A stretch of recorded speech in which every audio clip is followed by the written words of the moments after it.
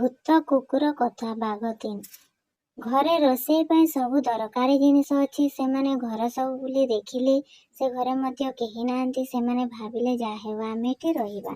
ଦିନରେ ଘରବାଲା କୁଆଡ଼େ ଯାଇଛି, ସନ୍ଧ୍ୟା ହେଲେ ତ ଘରକୁ ଆସିବ, ଏହା ଭାବି ରନ୍ଧାବଢ଼ା କରି ଖାଇ ପିଇ ରହିଲେ।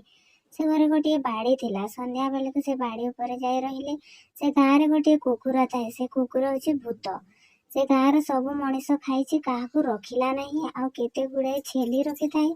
ତାଙ୍କୁ ଦିନରେ ଚରାଇବାକୁ ନେଇ ସଞ୍ଜ ହେଲେ ଘରକୁ ନେଇ ଆସେ। ଛେଳି ଦୁଧ ପିଏ ଓ ବେଶୀ ଭୋକ କଲେ ଗୋଟିଏ ଛେଳିକୁ ଖାଇଦେଇ ଶୋଇପଡ଼େ।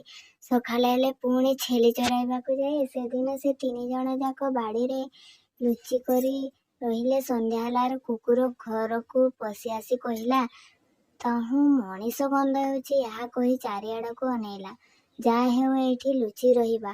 ଦିନରେ କୁକୁର ବାହାରି ଗଲେ ଆମେ ଏଠୁ ବାହାରିବା ଓ ସନ୍ଧ୍ୟା ବେଳକୁ ଖିଆପିଆ ସାରି ଆସି ଏଠି ରହିବା। ଏହା ଭାବି ରାତିରେ ବାଡ଼ି ଉପରକୁ ଯାଆନ୍ତି।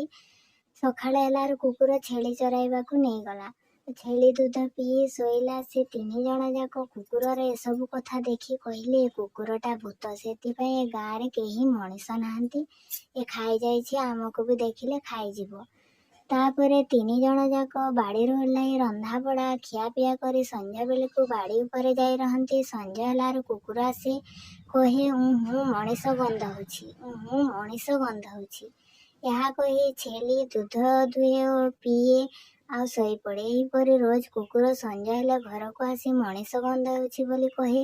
ତା କାମ ଧନ୍ଦା କରି ଖାଇ ପିଇ ଶୁଏ। ସେମିତି ଦିନରେ ସେ 3 ଜଣ ଯାକ ବାଡ଼ିରୁ ଓହ୍ଲାଇ ରାନ୍ଧି ବାଢ଼ି ଖାଇ ସାରି ବାଡ଼ି ଉପରକୁ ଯାଆନ୍ତି। ରୋଜ ଏହିପରି କରୁଥାନ୍ତି। ଦିନେ 3 ଜଣ ଯାକ କହିଲେ, ଆଜି ମଣ୍ଡା ପିଠା କରିବା।